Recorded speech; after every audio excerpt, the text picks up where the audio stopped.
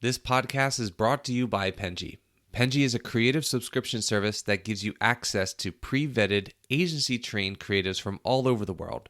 From graphic design to illustrations to social media management and web development, it's all included for one monthly price. It's time to say goodbye to the hassle of searching for top-notch creative talent. With Penji, you get quality and consistency delivered right to your inbox every day. Carefully crafted for you by humans. So meet your new creative team today. Head over to penji.co for more and enter the coupon code located within the podcast show notes. Okay, hello everybody. Welcome to the Fully Managed podcast. You know what we do in this podcast. We talk about marketing and business tips to help assist you guys in your business journeys. And you know who I am, the host, Penji's partnership coordinator. My name is Daniela. And we have a really amazing guest today on the podcast, John Falke from Johnny Flash Productions. Hi, Johnny. How are you? Good. How are you doing? I'm doing good. I'm super excited to have you today on the podcast and talk to you, get to know you. But before we get started and go into all of that, I have a really interesting game prepared for us. And I want to know if you want to play. Okay. Awesome. Let's do it. Okay, so basically I'm just going to read out some website names and I want you to tell me if they're real or fake. Okay. Uh-oh. No pressure. No pressure. Okay, first one. Poopsenders.com. Seems like it should be fake, but it's probably real. I'm not sure. Unfortunately, it's a real website. You send anonymous poop to people through it. Oh. Very real. Next one, churchmerch.com. Sounds like it should be real, so I'm going to say it's not. It's not real. Yeah, exactly. It's not real. I mean, I'm pretty sure the domain is open because it's a pretty basic name, but Yeah. as far as I know, not a real thing. Okay. Zoomescaper.com.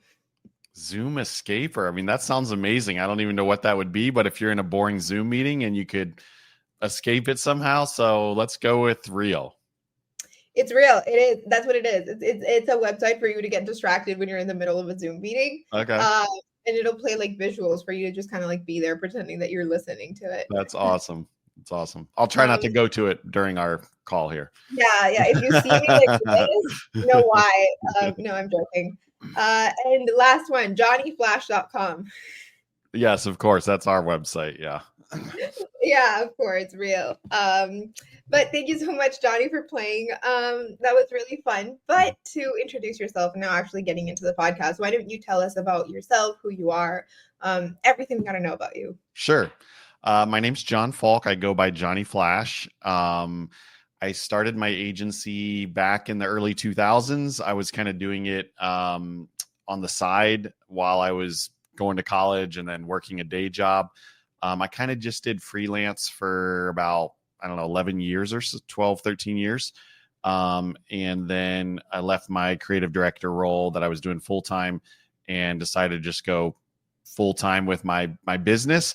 It's not a great time to like quit your day job when you have 4 kids, a mortgage, and you're married and all this stuff. There's like a lot of expectations, I guess, or a lot of responsibilities, but decided to take the plunge and have been doing my business full time for the last about 10 years or so.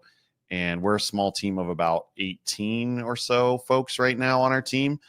We do like web and digital marketing for small, medium businesses and nonprofits. I was working in the church space prior to doing my agency full time. So we do have a fair number of like churches and nonprofit clients because I'm very familiar with that space. But we also have a lot of business clients because I was basically creative director at a church and our marketing was better than most of the businesses who were attending the church. And so they would come and say like, hey, can you help us like with our business? And so I would kind of do freelance on the side. So we do have a lot of business clients as well. So yeah, I mean, that's kind of in a nutshell. I have 4 kids. My oldest is about to graduate high school, which is crazy. But he graduates high school in a month. And my youngest is in middle school. So I've kind of got like all the teen years covered. But yeah, that's just kind of in a nutshell. I'm happy to answer anything else that you want to talk through. How's the teen like life going? That's totally unrelated to the podcast, and I'm curious. I was a menace when I was a teenager. I my kids are gonna be horrible to me when I'm an adult. Yeah, I mean, it's going pretty well. It has obviously has its challenges. I think large credit to my wife that it's going well because she's just amazing. But yeah, I mean, I think the tricky part that we're navigating right now is my oldest two can drive, so that's like totally different. My oldest bought a car, which I was really proud of him for saving up money for that, and we kind of matched him. So he paid 50%, we paid 50%, which I thought that was pretty awesome that he did that. So it's kind of managing like the driving and trying to coach them on that when they're, I mean, I'm not in the car with them anymore usually, so it's like a lot of prayers, going up that they're going to be safe drivers. And then the latest thing has been like the girlfriend stuff, because it's like trying to like parent that and like put some guardrails in, but like, so that's probably like the biggest challenge is like what's okay, what's not okay, what's too late, what's, just trying to like steer them in the right direction. Yeah, in the right direction, which is hard because they're teenagers, so they know more than me right now, Yeah, no, I get it. Yeah. So, but it's good. It's good. I feel like it's the trying to steer them in the right direction without making them feel like you're nagging them. Or which is a very fine balance. Yeah. Sure. Yeah.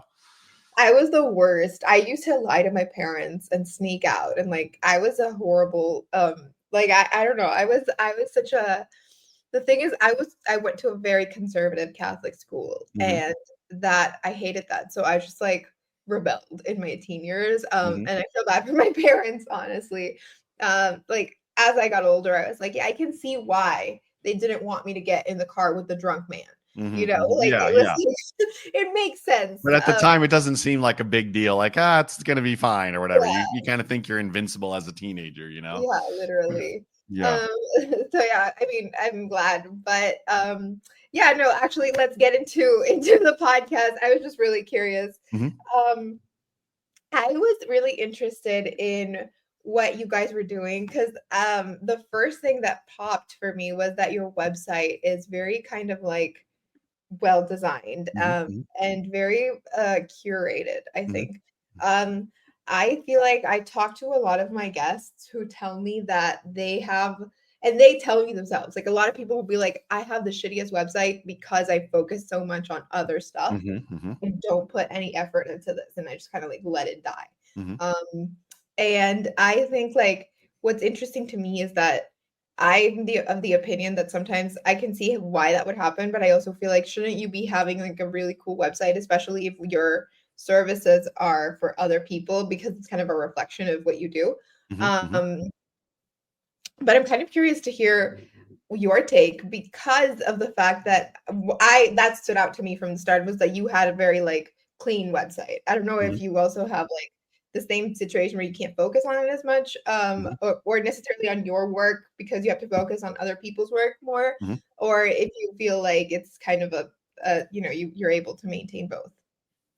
Yeah, I mean, I think with our website, I was probably like one of those difficult clients because I was kind of in like the client role and my team was managing the project and designing and developing it and stuff. So I would get on a call with our project manager, like they would get on a call with the client, and I was the one kind of giving like, hey, this is sort of the design direction. Here's, content and stuff like that. So it was kind of interesting, like with the role reversal there in terms of that. But we work really hard. We don't use like any cookie cutter templates or anything for our clients or for ourselves. So we kind of design from scratch in Figma and then build out like whatever kind of the client signs off on. So it's very creative in that way in terms of like trying to build things that really fit whoever we're doing the work for. So, but yeah, I mean, it was an effort of love, by the team, I would say. I can't really take any credit for the actual like work. I was just giving input, but they were doing all the actual design and development. But yeah, I mean, I think it really came out well. And I think one of the things I think too that makes a big difference is like taking the time to do like photography and stuff like that for yourself, or, if you're running a business for your own business. Because I don't know about you, but I think everyone can kind of tell stock photography, right? Like you can go on a website and you'll know that it was like stock, right? And people know that too. And so I think our website obviously not only has the good design, but I think it has like an authenticity about it that feels more genuine. At least hopefully that came across, like in terms of that was all of like us, our people, clients that we have, like it was like real photography, which I think just, I don't know, just like an extra level of care, but also transparency. Yeah, I think like you can tell when there's stock photos because also I don't know, like the lighting is very Mm-hmm. obvious Mm-hmm. for some reason. They always use the same lighting for stock photos and people are like Yeah. um what happens like obviously you guys did your own design and everything, but I'm curious how that sort of work goes into when you're actually working with clients. Mm-hmm. Because I feel like when people come in, they kind of have goals that are different. I think sometimes, at least in my experience, I feel like I've noticed that sometimes people are a little bit all over the place. Mm-hmm. They're not sure what they want, or they don't know how to explain it. And or maybe they think they want something and then they don't halfway through. How do you actually navigate that work with people? Yeah, I mean, I think, every business is at a different point, and kind of like what you mentioned earlier of like, they're like, hey, my website's bad or not, whatever, like I haven't spent much time on it, or I did it myself, or this is the fifth website we've had and like we need it to be better. So there's like all kinds of different points in the journey, in terms of like a business and their website. I think when businesses are just starting out, like minimum viable product is great because it's probably going to be more their hustle and their effort that makes the business a success at the beginning than like having the best website in the world, Yeah. So I always try to like coach businesses based on where they're at, like what's appropriate, versus like the roofing company that's going to do 10 million this year or whatever. Like they need a different kind of website than the guy who's like still getting on the roof himself with a few people. And like, there's just different kind of phases in your business journey. So we try to season to taste in terms of like both the complexity, the budget, the effort and stuff. But I think in terms of working with clients, obviously if they have some direction of what they like is always helpful. Like if they know like, oh, these competitors have really good websites, and not just that they have good websites, but this is what I personally like about this website. Oh, their team section's really good, or I like how they show their work on this, this website or whatever. Like those kind of things are helpful for us because then we can kind of say, okay, they like the team kind of like this, they like the portfolio like this, they like the minimalistic look of this, and we can kind of take all those inputs and try to create something that kind of fits what they're looking for or who they are. It's the clients that say, oh, like whatever you think or whatever. And then you show them what you think it should be. And then they're like, no, that's not what I want. And, they have to like see something only to realize that's not what they want. Like that can be kind of frustrating, Yeah. So it's just trying to navigate, that and kind of That's set the obviously. expectations and stuff. My sister told me about this story with her, like her boss. She works as a designer for Mm-hmm. a company, and she told me that her boss asked her to make like a tribal logo for something. Mm-hmm. That was his request. He was like, I want it to be like reflecting Mayan culture and like Mm-hmm. Aztec stuff Mm-hmm. because so we're Salvadorian, we live Mm-hmm. here, so like Mm-hmm. the guy, he kind of wanted like to like reflect that side of the Mm-hmm. culture. So he was like, yeah, just like make it like inspired by this. And they even had apparently like a trip to this town where like a lot of Mayan stuff is Mm-hmm. around so that she could get inspiration. She did this design, right? And she got inspired by these Mayan paintings from God, like because the Mayans would believe in a bunch of gods. So like Mm-hmm. she got inspired by some of the like paintings and drawing like carvings that they used to do of their gods. Mm-hmm. And she was like, okay, here's my logo. And she presents the logo to her boss. And then he's like, I don't like that because it's alluding to other gods and we are a Christian company Mm-hmm. and I don't want that. And then she was really frustrated because she was Mm-hmm. like, I went to this town and I like did all of this, and now Mhm. you tell me that you don't want gods. Mhm. Like she was so mad. Like I remember her coming home and being like, "That's the worst. Like I worked so hard, and then now Mhm. he Mhm. tells me this. He should have said this from the beginning." Um, and he had sent her some inspirations, and like she felt like that was kind of what he wanted, and then he ended up telling her he was looking more for something more similar, like I guess closer to what the Starbucks logo is. Hmm. Um, which is really different Not than Mayan. Yeah. yeah, Yeah. like, and so she was so frustrated because she was like, "What is this Mayan? Like, where does this come from?" And I was Yeah. like, "It sounds to me like he doesn't know about design, and he Yeah. wasn't clear on what he wanted, Mhm. right?" And I Mhm. feel like that can probably be a very frustrating experience Yeah. between Yeah. client versus person doing it. Yeah, when I had a similar experience to that early on when I was doing a lot of design work when in a job, and I learned that even though they'd communicate one thing, I would interpret that and design what I thought they were asking for. Like sometimes that exact thing what you said would happen, and so I realized like whether you use Pinterest or something else, like to give some kind of like they say they want Mayan, then you go look for some things that you think are Mine, Mayan or that yeah, are in that direction and then send it back to them. And then if they're like, oh, maybe I didn't really mean Mayan, maybe I meant whatever, then yeah. like that can kind of save a lot of back and forth because everyone interprets design like so differently. Yeah. I mean, I also think that it was really interesting that he had kind of like the religious connotations in Mhm, there, which mhm, is like, I think that's also important to kind of have those values mhm, in the middle because they are going to influence what your design process is. mhm. Yeah, yeah. Because I think it was like he should have, like, I definitely think that he should have been a bit more clear Mhm, because I was like, maybe he should have told you that he wanted something that was not like alluding to deities that were not the one that he like wants to have for his company. mhm, mhm. Um, but I definitely think that, like, I mean, to me, it was amusing. To her, it was frustrating. But I Yeah, yeah. feel like it happens. I've seen that happen a lot with, like, Mhm. especially with things like that, where like you are, there's a communication problem in the Yeah, middle. yeah. Yeah. So navigating it, I mean, assuming it takes a lot. But I mean, I guess you've had a lot of experience with people. So I would say, like, do you sort of try to teach them how to steer towards the right direction when someone tells you that they want something that maybe doesn't make sense or is not realistic or you think is not going to fit? Or do you kind of just do what they want and then go from there? I mean, we try to steer them because I feel like we're sort of like a coach or a guide.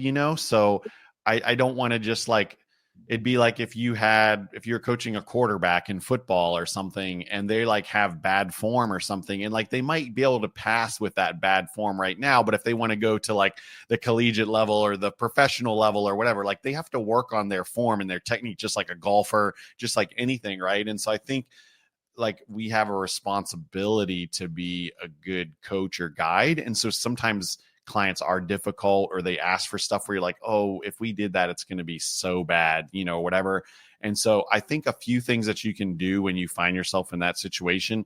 One, like refer back to what was originally agreed on. So if we said, hey, the goals were this and the audience was this or whatever those things are that we agreed on before we got started, like sometimes you have to steer the client back to those things like, hey, you really want people to get more leads or more sales or whatever the goals are, right? Then you kind of need to refer them back to that and say like, hey, if we do this thing, that's probably going to be like lower conversions or whatever the kind of the negative impact that's not going to hit their original goal. And then they're like, oh yeah, I want to get more leads, I want to get whatever the thing is. And so you're like, hey, if we want to do that, we need to do this. So I think that always helps. I think anytime you're dealing with more than one client on the same project, like you kind of assume that they talk internally, but sometimes the reality is they don't. And so like if one of them messages you some request, then make sure then when you're replying back to that, you're putting everybody who's supposed to be like part of that discussion on there because like I said, you think that they're talking to each other, but they're not. And then the other person sees and like, why'd you do that? Oh, well, Bob told me to do this. And then Sally's like, yeah, but I didn't want that or whatever. Right. And so if you just reply back and put Bob and Sally both on the message, then you kind of like clear up potential miscommunication amongst their own team, which you shouldn't have to do, but like sometimes you just have to, right? Makes Um, sense. Makes sense. and yeah, I think just kind of saying like, you have to try to train your client to communicate like the problem more than the solution, because the client's not going to generally be that great about figuring out how to fix the logo. They might want to just go straight to fix the logo this way, but the designer's going to be in a better position if you can communicate the issues of what they've presented and then let them be creative with how they solve the problem, right? Because they're the expert. They're going to be, it's just like I'm in the middle of building a house right now. Like I've never built a house before. I hired someone who I feel like is good at doing that and who I like their work and, you know, all the things, right? But if there's some kind of issue, I'm not going to probably as the customer know the best solution. They've built like tons of houses. So if I say like, hey, I don't know if this is, or I'm worried about this, or I don't know if this is going to work, or hey, whatever, rather me, if I articulate the issue of whatever the issue is, they're going to be creative in the solution versus me just saying, I don't like this, do this instead. That may or may not be the best solution, right? And then they're just kind of turning into the order taker rather than the custom home builder expert, right? That I want them to be in that role. I want them to guide me. I don't really know what I don't know. I've never done this before. Just like when we're building a website, most of them haven't had a great experience, or they did it on their own, or they built one 10 years ago and like whatever. And so we have to like kind of guide them in the process. And I think that's really important, really, for whatever business you're in. You know, a lot of times they're not your client that frequently, or they don't do this kind of thing that often, right? Like writing a will. If you like write wills for people or whatever, like you do that like once every couple decades. It's not like someone's like writing a will now and then like, oh, in a couple of years, I'm going to go write a new will or whatever. Yeah. Right. So I need them to guide me when I'm putting my will together, because I don't know what I don't know. Like, what should I put in here? How do people handle this situation? Whatever. Rather than me just kind of dictating like, do this, do this, do this. Right. So I also think they're obviously coming to you because they need help. Right. They might not know the extent of what they need, but they know that much, right? Like they're hiring someone like you. It's like, okay, I need a person who knows more and another set of hands to do this for me. Yeah. So I definitely, you have to sort of do that. I think, like you said, in any business, because I have found myself, I think sometimes in like the medical field or things like that, where I think I want people to kind of advise me and not just be like, yeah, here it is, like ibuprofen. And I think I want you to tell me if I should take ibuprofen or if it's better to just do a Tylenol. Like I need more like context. So I think that like I understand what you mean, especially with like websites. Do you have people who actually I don't know. I mean, I know that I'm assuming that you probably want to avoid this at all costs, but do you have people who, even if you like do the whole thing, they don't like it after it has all been finished, and then go back like once you're supposed to be done with this, and then they're like, actually, we don't want it anymore, or we want to change it now that it's been done. Or do you think that like for the most part, people have kind of just been happy with it once it's done? I mean, I think it goes back to like the more check-in points. Like if we just like took all your input and then came up with a website and then like, here you go, this is what you asked for, and it's going to do all the things that you wanted. Like they're not as invested in, and it could catch them off guard. Similarly to if I just told the architect, hey, we want this kind of thing, whatever. And they kind of went into their magic, you know, architecture room and came up with all these plans and like, here you go, here's the house that you want. And it's like, it's got to be more collaborative, more checking in than that. And so I think, you know, our process, we usually have like a weekly call with the client when we're like, say, building a website. And so that gives us the opportunity to kind of have like regular check-ins. So we're not going from like, you told us this to here's the finished thing. We're going from you told us this to, hey, here's a site map. Okay, let's talk about that. Here's a wireframe. Here's some mock-ups. Here's some more mock-ups. Here's how it's going to look on mobile. So that when you get to the end, you're kind of getting what you contributed to saying that you wanted all along. I think that makes a huge difference. It doesn't solve every problem, but it goes a long way in terms of like setting the expectations and having the client buy in throughout the process. Do clients get like frustrated or defensive? Because I think I've noticed with like design stuff, when there's like a lot of revisions and stuff, that either the designer or the client, or sometimes both, I've seen that happening a lot, just kind of get angry at some point because Mhm. there's so much miscommunication happening. And I genuinely think that a lot of it is miscommunication because I think sometimes you speak different languages than Mhm. Mhm. people. And I don't mean like literally like, Yeah, oh, I yeah, I speak know what you Spanish. mean. Yeah. But sometimes I mean it's like, I've noticed that sometimes it's a lot of it just comes down to miscommunication. Mhm. And I feel that frustration sort of happening for people within that process. Mhm. Um, do you find that that happens to you a lot, or do you think that like as you have been refining or tuning your process that it's sort of like gone away? No, I think that can still be there sometimes. I think what helps in our situation is usually a project manager is presenting the design versus the designer themselves, which Oh, takes a little bit of the personableness out of it. Because if I design the thing for you and then you're criticizing the stuff that I personally made, it's harder to receive or hear or kind of like think about objectively versus if I'm showing you the design that Regine made or whatever, and I'm kind of presenting it to you based on what you asked for, then I'm able to kind of like decipher your feedback and then kind of relay to Regine in a much better way than just kind of Regine hearing all the complaints that you had about the design, right? So I think that part helps actually in terms of like someone else presenting the design and filtering the feedback. It tends to be more, but just better, I think. Um, and yeah, I mean, I think that definitely helps. The other thing I was going to say is sometimes when you have like conflict with the client, especially like over email, it can be like, it can come across the it's wrong way. yeah. Both the client can come across the wrong way and you replying back to a client. And so the one thing that I've appreciated that I've learned from my home builder is that, you know, when there's some kind of like conflict or bad news or some kind of thing like that, they don't send it over email. They'll say like, "Hey John, do you have a few minutes for a call?" And then I'll get on a call and then they'll kind of give me like an update of where things are, what they've been working on. Hey, and then hey, we have this one thing, you know, you picked out this whatever tile and it's not like a perfectly hexagon tile. It's going to be kind of offset if we use that tile. Like we can show you a sample, but like, do you want to keep going with that or should we select a different one? And like hearing that explanation over the phone or whatever, it comes across much better than them just sending an email saying like, hey, the tile that you picked is like not perfectly hexagon and it's going to get further off as we set all these tiles or whatever the thing is. But that just makes a huge difference when like he's willing to pick up the phone for 5 or 10 minutes and just have the conversation, explain the context, hear me out, versus just like firing emails back and forth where there can be more misunderstanding or questions and stuff. And so I think that's something we can all apply. One time we had one of our we'd built this whole website. We were launching it for a client. The client had multiple websites and we accidentally launched the website over top of we basically replaced the wrong website.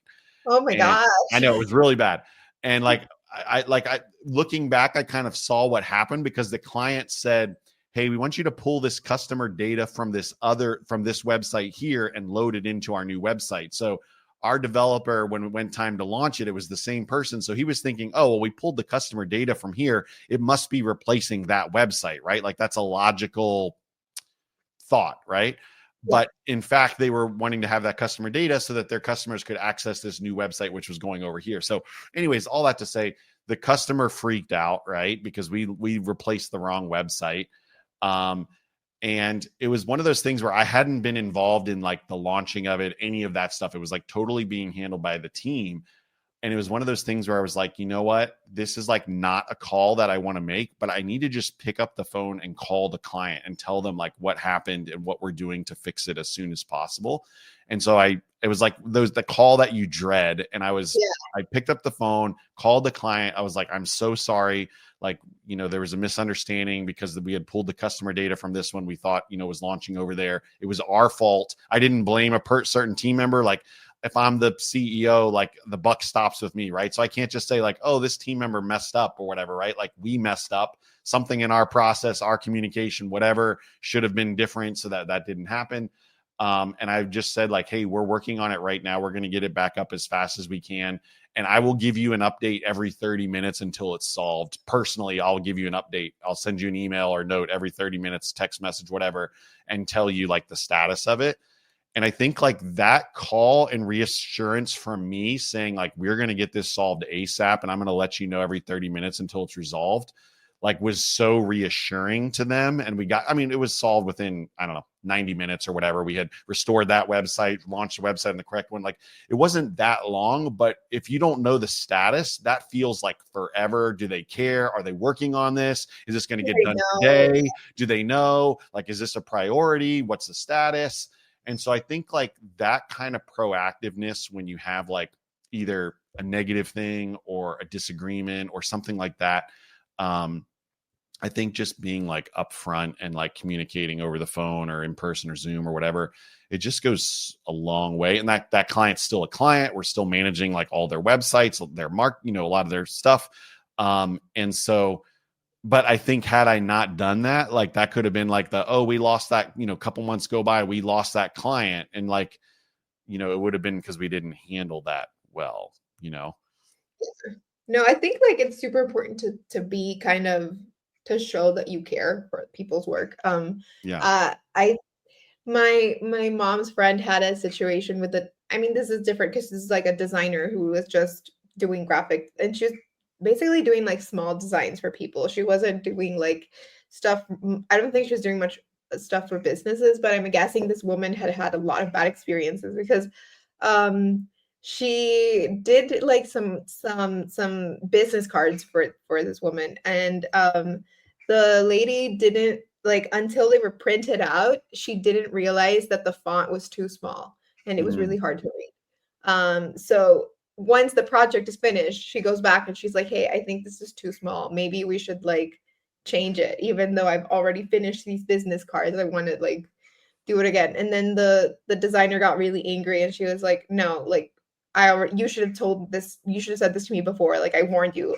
And then she was like, if you don't like it, I'll give you a refund, but stop bothering me. Like her reply was just very kind of like cutthroat. And I remember because my mom's friend was like, she was telling me and my mom, and she was like, what the hell, like that, like why did she react like this? And I'm like, I mean, it's kind of annoying because you had already printed them out, but also like I'm guessing this woman had dealt with some people because of how sort of like cutting she was with her, right? And I was like, yeah, I think it's a lot to navigate. And like you said, I think that constant communication would have probably helped them because she kind of just commissioned it and then forgot about it until they were ready. Yeah. So I think like that, what you mentioned, like this whole thing of like, hey, we know this is happening, blah, blah, blah, would have probably helped to avoid that at the end. Yeah. And I kind of like think it was a little bit of the designer's mistake of not telling this woman that maybe that font was going to look really small once printed. Yeah. So I totally understand where you're coming from with like, I think it's just like with any kind of thing like this, I'm assuming it's always going to be like a constant back and forth of communication. Yeah. And I think like just setting their expectation, it'd kind of be like if I just said, okay, builder, go build the thing. And then they like show me the finished product. I'm like, oh, that didn't look like I thought it was going to look, versus like, they give us some renderings of what it's going to look like with what we asked for, or they take some pictures along the way of the progress. So then I'm not getting all the way to the end and being like, oh, that tile's a lot smaller than I thought it was going to be, or this or that, or whatever. It doesn't look the way that I was expecting. But they were giving those status updates and the guidance, right? Of like, hey, this tile that you picked is not perfect. And so as you put those next to each other, there's going to be these gaps that like they were pretty sure a normal client wouldn't like. And they were proactive to communicate that versus just saying like, oh, well, this is the tile you picked, so this is what we did. This is what you asked for. Like, too bad, Here you go. Yeah.